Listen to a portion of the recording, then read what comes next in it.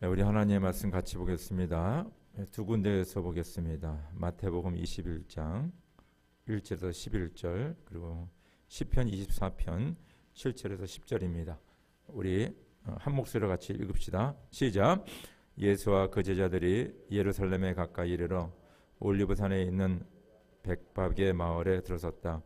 그때 예수께서 두 제자를 보내시며 그들에게 말씀하셨다. 맞은편 마을로 가거라. 가서 보면 낙이 한 마리가 매어 있고 그 곁에 새끼가 있을 것이다. 풀어서 나에게로 끌고 오너라. 누가 너희에게 무슨 말을 하거든 주님께서 쓰려고 하십니다 하고 말하여 하라. 그리하면 곧 내어줄 것이다. 이것은 예언자를 시켜서 하신 말씀을 이루시려는 것이었다. 시온의 딸에게 말하여 하라. 보아라, 내 임금이 내게로 오신다. 그는 온유하시오 나귀를 타셨으니 어린 낙이 곧 멍에 매는 짐승의 새끼다.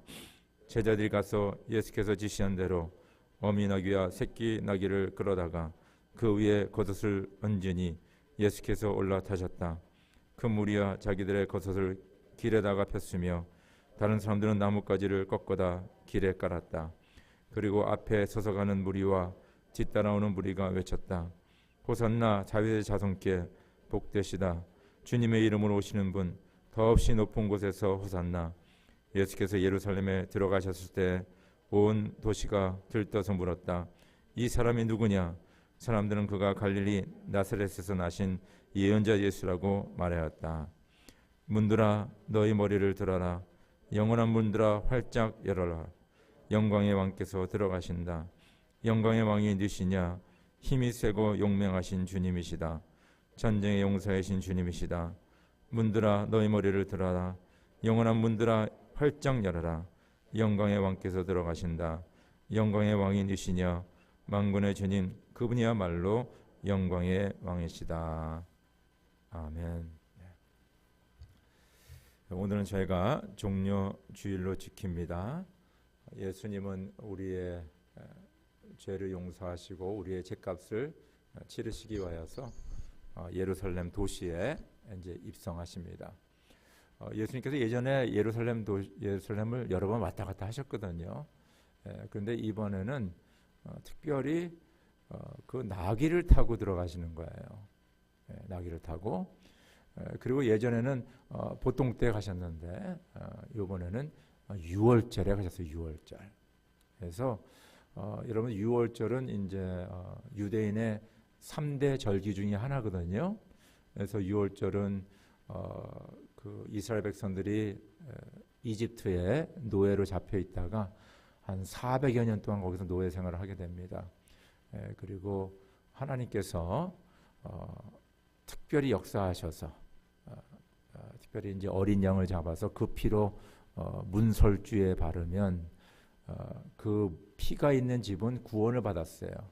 근데 그 피가 없는 집은 장자가 죽게 됩니다.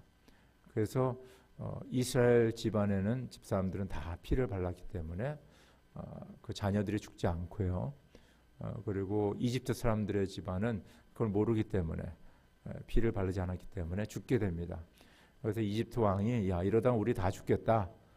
그래서 그 한 200만이 넘는 수많은 그 이스라엘의 유대인 노예들을 이렇게 풀어줍니다.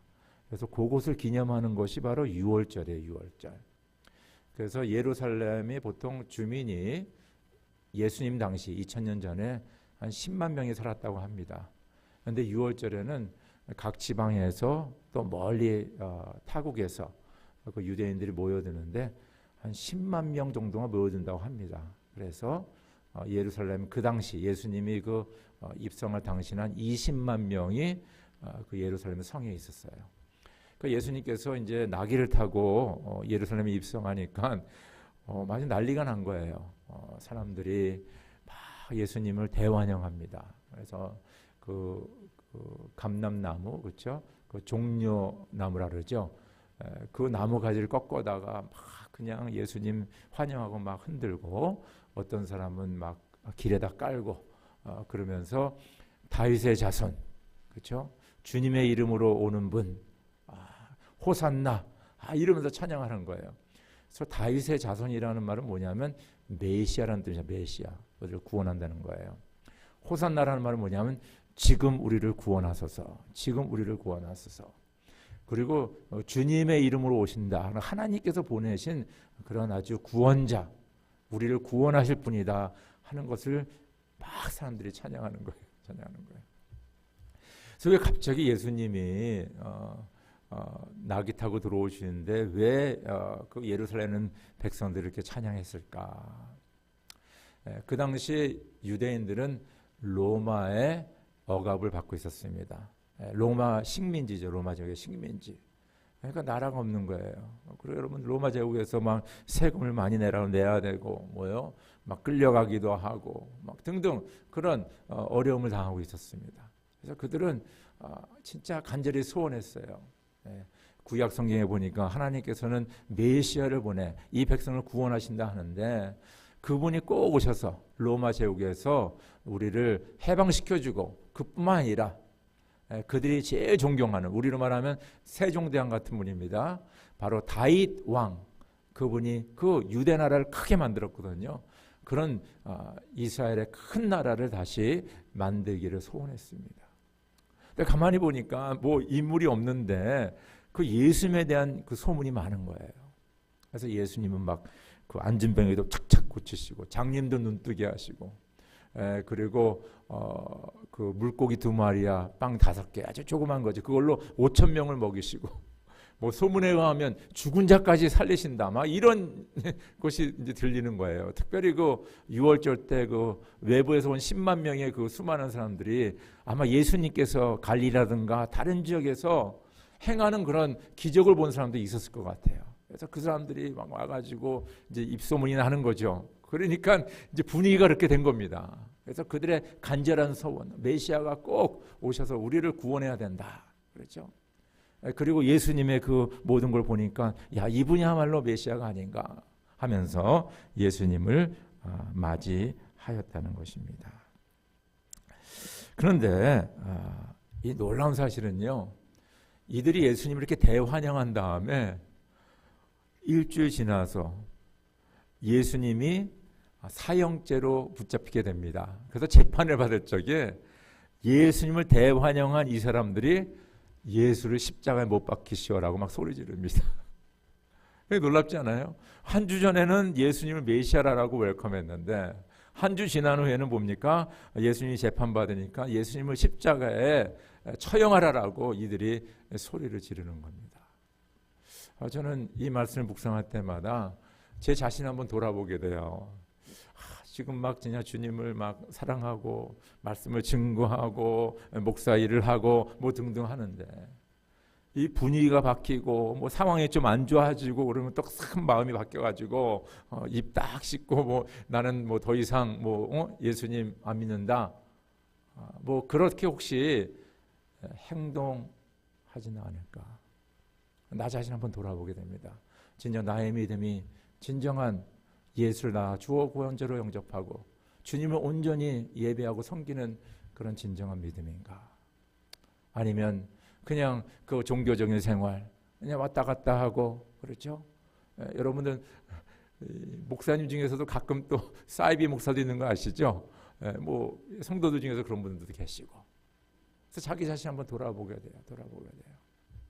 여러분들도 한번 자기 자신을 돌아보시기 바랍니다. 내가 오늘은 진정 하나님을 찬양하고 예배하고 하나님 나 죽도록 사랑합니다. 그렇게 고백하다가 또 얼마 지나면 전혀 하나님 모르는 그냥 저 멀리서 딴짓하고 다니는지 한번 자신을 돌아보는 기회가 되기를 간절히 바랍니다. 그런데 저와 여러분들이 오늘 간절히 주님을 고백하고 사랑하고 또 섬기고 혹은 일주일에 우리가 마음이 변할지라도 한 가지 변하지 않는 것이 있어요. 그 진리가 있어요. 그 진리는 뭐냐면 예수는 하나님이시고 우리의 주님과 구원자, 만왕의 왕 되신다는 진리는 변하지 않습니다. 나의 마음은 변할지 몰라요. 그러나 예수가 하나님인 것은 변하지 않는 것입니다. 믿으시면 아멘 하시기 바랍니다. 그래서 우리는 예수를 제대로 믿어야 되는 거예요. 예수가 막 왔다 갔다 변하면 우리는 예수님 믿을 수가 없죠. 그러나 예수님은 하나님이시고 우리의 구원자와 주님 되시고 만왕의 왕 되신다는 이 진리는 변하지 않습니다. 자, 이 사람들은 예수님을 막 환영했어요. 환영하세요. 근데 오늘 설교의 그 제목처럼 뒤에서는 이렇게 질문하는 거예요. 도대체 우리가 환영하는 이 사람이 누구냐? 황당하지 않습니까? 도대체 이 예수가 누구냐 말이다. 누구냐? 그러니까 좀 안다는 사람이 뭐예요? 예수라는 사람은 저 갈릴리에서 온 예언자다. 그렇게 얘기합니다. 가만히 보면 대부분의 그 예루살렘에 왔던 사람들, 그 사람들은 예수가 누군지 모르는 거예요. 그렇지만 입으로는 고백합니다. 호산나, 호산나 고백하죠. 다윗의 자손이라고 고백하죠. 주님의 이름으로 온다라고 고백을 합니다. 그러나 많은 사람들은 예수가 진정 누구인지 그들은 몰랐다는 거예요. 이게 엄청난 일 아닙니까? 고백하고, 그렇죠? 환영하고, 뭐 여러 가지 종교 예식 다 하지만은 진짜 우리 마음속에 예수가 누구인지 확실히 모른다면 이렇게 되는 거예요. 도대체 예수가 누구지? 이렇게 질문하는 겁니다. 오늘 말씀을 통하여서 예수님은 누구인가? 그리고 이 예수님을 우리가 어떻게 받아들이고 어떻게 우리가 예수님을 예배해야 되는지를 함께 묵상하도록 하겠습니다. 첫 번째 예수님은요. 예수를 믿건 안 믿건 상관없이 예수님은 뭡니까? 하나님이시고 만왕의 왕이십니다. 이 진리는 변하지가 않아요. 우리 같이 오늘 교환에 있는 말씀 같이 읽어봅시다. 시작. 그리고 앞서 서서 가는 무리와 뒤따라오는 무리가 외쳤다. 호산나 다윗의 자손께 복되시다. 주님의 이름으로 오시는 분 더없이 높은 곳에 호산나. 예수께서 예루살렘에 들어가셨을 때 온 도시가 들떠서 물었다. 이 사람이 누구냐? 이 사람이 누구냐? 자, 이 사람이 누구냐? 메시아는 바로 이스라엘 백성들을 구원하러 오시는 분이 메시아고요. 그리고 호산나는 바로 호산나 지금 우리를 구원하소서. 지금 우리를 구원하소서. 그렇게 고백하는 것이 바로 호산나의 뜻입니다. 그들은 입으로는 예수를 고백하였지만은 예수가 진정 누구인지 모르면서 그렇게 얘기한 것을 알 수 있습니다. 근데 성경에 보면요, 예수님의 그 존재, 아이덴티티에 대해서 여러 번 예언을 하십니다. 말씀하십니다. 제가 읽어드릴게요. 이사야서 9장 6절에 한 아기가 우리를 위해 태어났다. 우리가 한 아들을 모셨다. 그는 우리의 통치자가 될 것이다. 그의 이름은 놀라우신 조언자, 전능하신 하나님, 영존하시는 아버지, 평화의 왕이라고 불릴 것이다. 바로 예수 그리스도에 대해서 말하는 겁니다. 디모데전서 6장 15절에 정한 때가 오면 하나님께서 주님의 나타나심을 보여줄 것입니다. 하나님은 찬양 받으실 분이시요 오직 한 분이신 통치자시요 만왕의 왕이시요 만주의 주이십니다. 요한계시록 19장 16절에는 그의 옷과 넓적다리에는 왕들의 왕, 군주들의 군주라는 이름이 적혀 있었습니다. 우리가 믿는 예수님은요, 천지 만물을 지으신 하나님이십니다. 오늘도 이 우주 만물을 운영하시는 그런 능력의 하나님이시고요. 그리고 저 여러분들을 이렇게 생명을 주시는 그런 구원자, 주님 되시는 하나님이 바로 우리가 믿는 예수님이십니다. 그렇게 우리는 이 예수 그리스도를 그 우리의 왕 하나님으로 모시고 그를 예배하면서 살아가는 거예요. 그래서 이 진리를 우리가 꼭 알아야 됩니다. 우리가 예수님을 생각했을 적에 뭐 좋은 친구 혹은 뭐 나를 도와주시는 분, 뭐 나에게 복을 주시는 분. 그래서 뭐 필요할 적에 그냥 예수님 이름 부르고 뭐 꼭 안타까울 적에 뭡니까? 그럴 적에 아쉬울 적에 예수님을 찾아가고 이런 정도로 생각하는 경우가 많이 있어요. 근데 예수님은요, 하나님이시고 천지 만물을 창조하신, 여러분이 창조라는 단어는요, 보통 사람들에게 쓰여지는 단어가 아니라 성경을 보면요, 창조라는 단어는 꼭 하나님에게만 사용돼요. 그러니까 하나님은 무에서 유를 창조하시는 능력이 하나님이다. 인간은 사실은요, 다 재료가 있는 것을 가지고 뭐를 만들지 않습니까? 그래서 하나님은 무에서 유를 창조하시는 그런 능력의 하나님이다. 생명의 하나님이다. 그러니까 저 여러분들이 믿는 예수를 여러분과 저가 한번 곰곰이 생각해야 돼요. 나는 지금 어떤 예수를 믿고 있는가? 어떤 예수를 믿고 있는가? 필요할 때 나의 필요를 적당히 채워주는 그런 예수를 믿고 있는가? 그렇죠? 아니면 외롭고 힘들 적에 이렇게 기댈 수 있는 그런 좋은 친구 예수를 믿고 있는가? 근데 성경은 분명히 말합니다. 예수님은 하나님이시고 천지 만물을 창조하신 하나님이시고 만유의 주 되시고 만왕의 왕 되신 그 하나님이라는 것을 말씀하고 있습니다. 예루살렘 주민들 또 거기 왔던 사람들은 예수님이 뭡니까? 그 바로 메시아다 그러면서 하나님이다 하면서 고백하였지만은 그들은 뒤에서 도대체 이 사람이 누구냐? 여러분들 지금 오늘 같이 예배드리고 있잖아요. 하나님을 찬양하지 않습니까? 나 예수 믿는다 얘기하지 않습니까? 그러나 그 마음 중심에 여러분의 생각에 예수님은 도대체 어떤 분이십니까?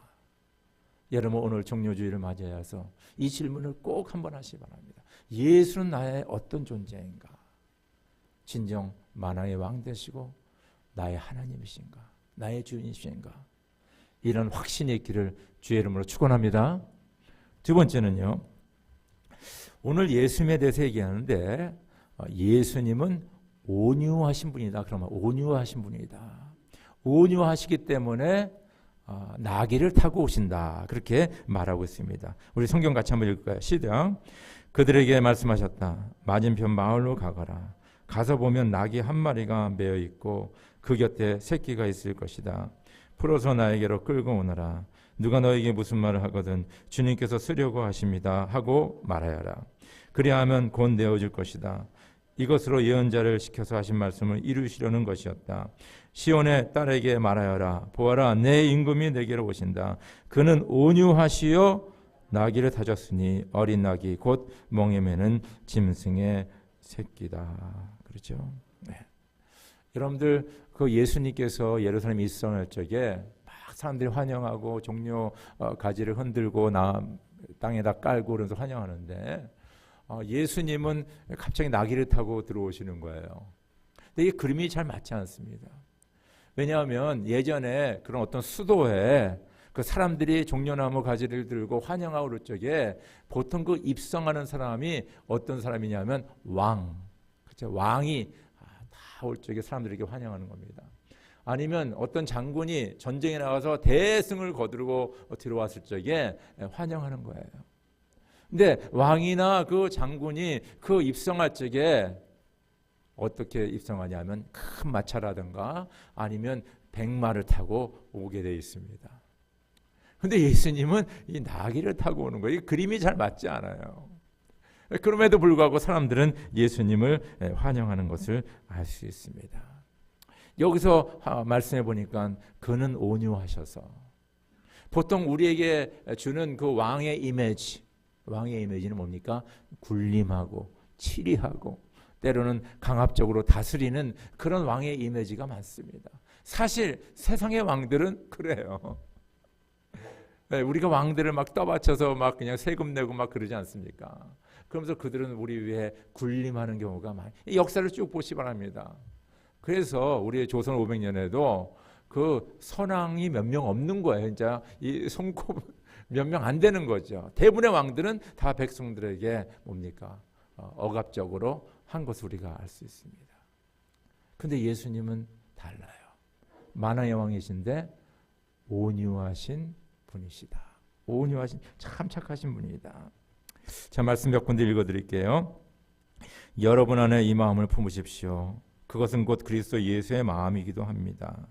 그는 하나님의 모습을 지니셨으나 하나님과 동등함을 당연하게 생각하지 않으시고 오히려 자기를 비워서 종의 모습을 취하시고 사람과 같이 되셨습니다. 그는 사람의 모양으로 나타나셔서 자기를 낮추시고 죽기까지 순종하셨으니 곧 십자가에 죽기까지 하셨습니다. 요한복음 10장 11절에 나는 선한 목자이다. 선한 목자는 양을 위하여 자기 목숨을 버린다. 시편 23편 1절에는 주님은 나의 목자시니 내게 부족함이 없다. 그렇죠? 여러분들 예수님은 만왕의 왕이신데 그분은 이 세상에 뭡니까? 어떤 그런 통치자가 아니라 온유하신 분, 겸손하신 분, 우리와 함께 하시는 그런 왕인 것을 말씀하고 있습니다. 그래서 저희들에게는 예수님 왕으로 모실 적에 옵션이 있는 거예요. 그냥 입술로만 예수 나의 왕이다 이렇게 고백하던가, 아니면 진정 나의 삶을 왕이신 그 주님께 맡기는 것입니다. 그 말은 뭐냐면, 주님은 나의 만왕의 왕이시니까 나의 삶과 나의 가정과 모든 것을 통치하여 주시옵소서. 세상을 억압하고 사람들을 괴롭히는 왕이 아니라 온유하고 선하신 왕이니까 나는 나의 삶을 주님께 다 맡기겠습니다 라는 그 고백이 있어야 됩니다. 제가 오늘 시편을 읽어드렸는데 특별히 시편 23편은 그 다윗 왕이 쓴 거예요. 다윗 왕. 그렇죠? 그래서 이 다윗 왕은 왕이 아닙니까? 왕. 그렇죠? 이스라엘 백성을 다스리는 왕이고, 그리고는 전쟁에 나가서 막 승리를 거둔 그런 장군이기도 합니다. 근데 왕인 다윗이 그 하나님을 바라보면서 고백한 것이 뭐냐면, 하나님은 나의 목자시다. 여호와는 나의 목자시다. 그러므로 내게 부족함이 없다. 다윗이 왕이 되기 전에는 뭘 했습니까? 다윗이 목자였어요. 아버지의 양을 치는 목자였습니다. 그래서 다윗은 누구보다도 목자와 양의 관계를 너무 잘하는 사람이에요. 여러분, 양은요, 목자를 떠나서는 살아갈 수가 없습니다. 맹수의 밥이 되는 거예요. 그리고 양은요, 이렇게 터널 비전, 요 앞에만 본다고 합니다. 그래서 멀리는 못 본다고 합니다. 그래서 앞에 있는 양이 이렇게 계곡으로 떨어지면 같이 간다고 해요. 그래서 잘 모른다고 합니다. 그리고 양들은 이렇게 막 그 털들이 있어가지고 서로 엉키고 그러면 이렇게 풀지를 못한대요. 그래서 양을 키울 때 꼭 개라든가 아니면 그 염소를 같이 키워가지고 서로 붙어있지 못하게 한다고 합니다. 그리고 양은 상당히 더러워요. 우리가 양하면 막 흰 털의 양을 생각하잖아요. 근데 여러분들 양 있는데 한번 가보시기 바랍니다. 양은 우리 같이 매일 목욕하지 않습니다. 그러니까 이 막 그 흙길을 걷고 막 그러니까 그 먼지가 다 쌓이는 거예요. 또 딱 씻어내지 않으니까 사실 양을 보면요, 멀리서 보면 꼭 검은 무리들이 이렇게 지나가는 것 같아요. 그래서 양은 더럽고 미련하고 우둔하고 생존하지 못하고, 그것이 양이에요. 그런데 이스라엘의 왕인 다윗이 자기가 양이라는 거예요. 그리고 자기를 돌보고 자기를 지키고 자기를 인도하시는 분이 바로 하나님 목자라고 고백하고 있습니다. 왕인 다윗이 지금 그렇게 얘기하는 겁니다. 그러면서 그는 고백하기를, 여호와는 나의 목자시니 내게 부족함이 없다. 내 하나님께 양으로서 모든 것을 맡길 적에 나의 삶에는 부족함이 없다라고 고백하고 있습니다. 그래서 여러분들 그 시편 23편을 쭉 읽어보면, 여호와는 나의 목자시니 내가 부족함이 없으리로다. 그가 나를 푸른 초장에 누이시며 쉴만한 물가로 인도하시는다. 이거는 우리의 의식주를 얘기하는 거죠. 우리 먹고 마시는 거예요. 내 영혼을 소생시키시고 자기 이름을 위하여 의의 길로 인도하신다. 내 영혼을 소생시키고, 나의 뭐예요? 영혼, 나의 마음, 나의 생각, 나의 감정, 이 모든 것들을 소생시키시는 분이 바로 이 하나님이시다. 내가 사망의 음침한 골짜기로 다닐지라도 해를 두려워하지 않을 것은 주께서 나와 함께 하심이라. 주의 지팡이와 막대기가 나를 안위하시나이다. 그렇죠? 내가 사망의 음침한 골짜기, 그 엄청난 고난과 핍박과 어려운 상황 속에 헤어나오지 못할 그런 상황에서 있을지라도 그곳에서 하나님께서 나와 함께 하시고 나를 구원해 주시는, 그렇죠? 그런 하나님이라고 그는 고백하고 있습니다. 주께서 내 원수의 목전에서 내게 상을 베푸시고 기름으로 내 머리에 바르셨으니 내 잔이 넘치나이다. 이것은 그냥 다윗이 이렇게 시를 쓴 것이 아니라 사실 그가 이렇게 경험하지 않았습니까? 그가 얼마나 원수가 그를 죽이려고, 그렇죠? 또 모함하고 또 많은 전쟁에서 엄청난 어려움들이 있지 않았습니까? 그 가운데서 하나님께서는 다윗을 지켜주시고 승리케 하시고, 또 그들 가운데서 다윗을 뭡니까? 높여서 영광스럽게 한 것을 그는 압니다. 그래서 내 머리에 뭐요? 기름을 부으시고, 그러니까 내 잔이 넘치나. 이게 뭐냐면 너무 감사하다는 거예요. 하나님, 내가 연약하고 부족하고 원수들이 나를 죽이려 하는 나를 구원해 주시고 나를 왕으로 만들어 주시니까 내가 너무너무 감사합니다. 그리고 마지막 절에 나의 평생의 선하심과 인자하심이 정녕 나를 따르리니 내가 여호와의 집에 영원히 거하리로다. 그렇죠? 내 평생에, 오늘 아닙니다. 내일뿐만 아닙니다. 내 평생 죽을 때까지 하나님의 인자하심과 선하심이 지금까지 함께 하신 것처럼 앞으로도 계속 하실 것을 내가 믿으면서 나는 여호와의 집에, 하나님의 집에 영원히 하나님을 함께 동고동락하며 예비하며 찬양하며 하나님을 섬기는 그런 삶을 내가 죽을 때까지 하겠습니다라고 고백합니다.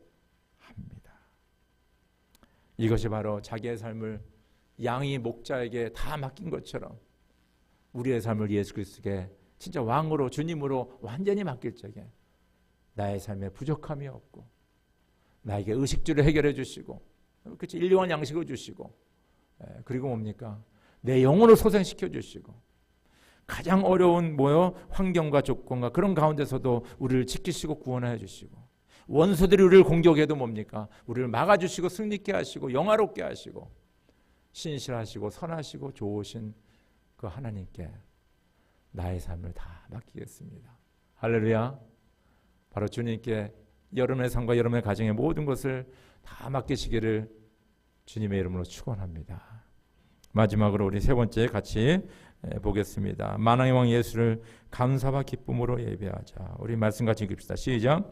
문들아 너희 머리를 들어라. 영원한 문들아 활짝 열려라. 영광의 왕께서 들어가신다. 영광의 왕이 니시니요 힘이 세고 영망하신 주님이시다. 전쟁의 용사이신 주님이시다. 문들아 너희 머리를 들어라. 영원한 문들아 활짝 열려라. 영광의 왕께서 들어가신다. 영광의 왕이 니시냐 만군의 주님 그분이야말로 영광의 왕이시다. 그렇죠? 우리가 조금 전에 시편 23편을 같이 묵상하지 않았습니까? 지금 읽은 거는 시편 24편이에요. 그러니까 하나님을 나의 목자로 모시고 하나님께 자기의 삶을 다 드린 그 다윗이 그 24편에 지금 그 하나님을 찬양하며 예배하는 모습이 나타나는 거예요. 무슨 말인지 알겠죠? 우리가 예수가 만왕의 왕인 것을 알고 고백하고 그분에게 나의 삶을 뭡니까? 다 맡기고 그리고 우리가 해야 될 것은 바로 그분을 찬양하며 예배하는 것입니다.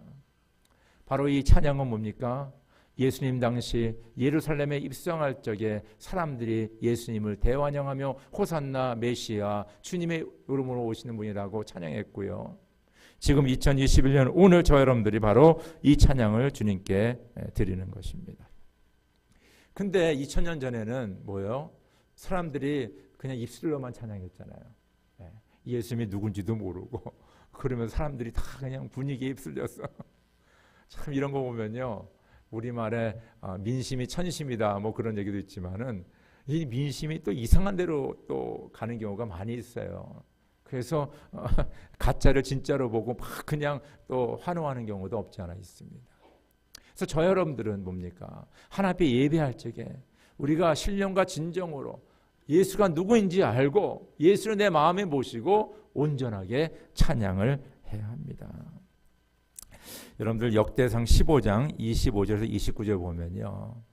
다윗이 여호와는 나의 목자시니 부족함이 없으리라 이렇게 고백하면서 그는 바로 하나님께 이렇게 예배하며 찬양했습니다. 제가 읽어드릴게요. 다윗과 이스라엘 장로들과 천부장들이 오벳 에돔의 집에서 주님의 언약궤를 옮기려고, 언약궤는 바로 법궤죠.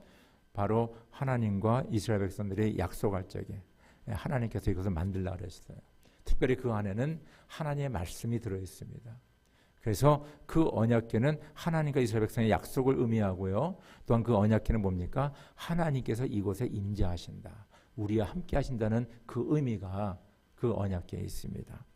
그래서 언약궤를 옮기려고 기쁜 마음으로 그리로 갔다. 하나님께서 주님의 언약궤를 운반하는 레위 사람들을 도우셨으므로 그들이 수송아지 7마리와 수양 7마리를 제물로 잡아서 바쳤다. 다윗과 하나님의 궤를 맨 레위 사람들과 찬양하는 사람들과 찬양하는 사람들의 지휘자 그냐냐가 모두 다 고운 모시로 만든 겉옷을 입고 있었으며 다윗은 모시로 만든 에봇을 입고 있었다.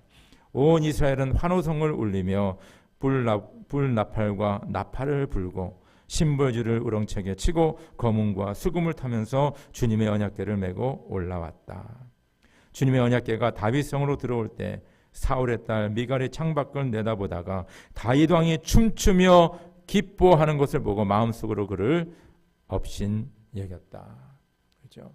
여러분, 이 언약궤가 예전에 그 옆에 있는 나라한테 빼앗겼거든요. 그래서 그 도로 찾아가지고 어떤 사람의 집에다가 이렇게 잘 킵하고 있었어요. 근데 다윗이 하루는 안 되겠다. 바로 이 언약궤를 다시 그 예루살렘, 그 당시엔 다윗성이라 그랬죠. 글로 다시 옮겨야 되겠다 하면서 그 이제 언약궤를 옮기는 과정 속에서 일어난 일을 여기 기록하고 있습니다. 자, 여기 보면요, 다윗 왕은 자기 부인 왕비가 보기에 민망할 정도로 막 춤을 추며 기뻐하며 막 찬양하는 것을 볼 수 있어요. 그래서 성경에 보니까 막 옷이 막 벗겨질 것 같다 막 그렇게 얘기합니다. 그만큼 다윗은 기뻐하며 주님을 웰컴한 것을 알 수가 있습니다. 오늘 특별히 뭡니까? 7 황소를 잡고 7 염소를 제물로 바칩니다. 그 제사를 드리는 거죠. 그리고 그 제사장들과 또 뭡니까? 다윗은 고운 모시로 옷을 입고 주님을 예배합니다. 찬양대가 동원됩니다. 악기가 동원됩니다. 사람들은 환성을 울리며 찬양합니다. 그러면 다윗은 앞장서서 막 그 법궤 앞에서 춤을 추며 기뻐하며 하나님을 예배하는 모습을 우리가 보게 됩니다. 너무 그 예루살렘에, 그렇죠?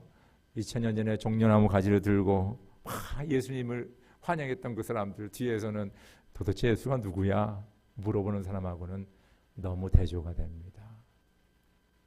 이때 다윗 왕을 비롯해서 그 사람들은 진정 하나님이 누구인지, 그리고 법궤가 예루살렘으로 들어오는 것은 너무 기뻐하고 너무 환영하고 진정으로 하나님을 찬양하며 예배한 것을 우리가 알 수 있습니다.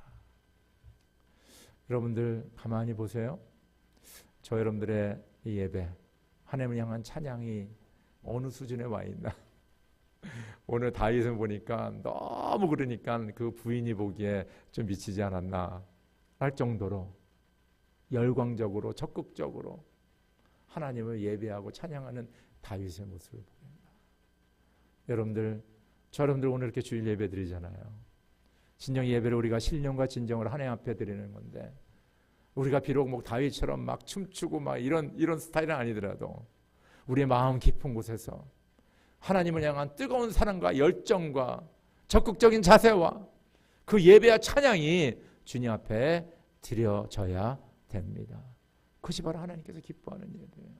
그것이 진정 예수를 만왕의 왕으로 받아들이고 바로 그분의 통치를 받으면서 그분을 찬양하며 예배하는 믿음의 사람들의 자세며 예배와 찬양입니다. 바로 저 여러분들이 이런 예배와 찬양을 주님께 올려드려야 돼요. 오늘 시편 24편 7절 10절 우리 다 함께 같이 읽읍시다. 우리 같이 한번 읽읍시다. 시작. 문들아 너희 머리를 들어라. 영원한 문들아 활짝 열려라. 영광의 왕께서 들어가신다. 영광의 왕이 니시냐? 힘이 세고 용맹하신 주님이시다. 전쟁의 용사이신 주님이시다. 문들아 너희 머리를 들어라. 영원한 문들아 활짝 열려라. 영광의 왕께서 들어가신다. 영광의 왕이 니시냐? 만군의 주님, 그분이야말로 영광의 왕이시다. 이런 귀한 찬양과 예배가 있기를 주의 이름으로 축원합니다. 우리 다 함께 기도드리겠습니다.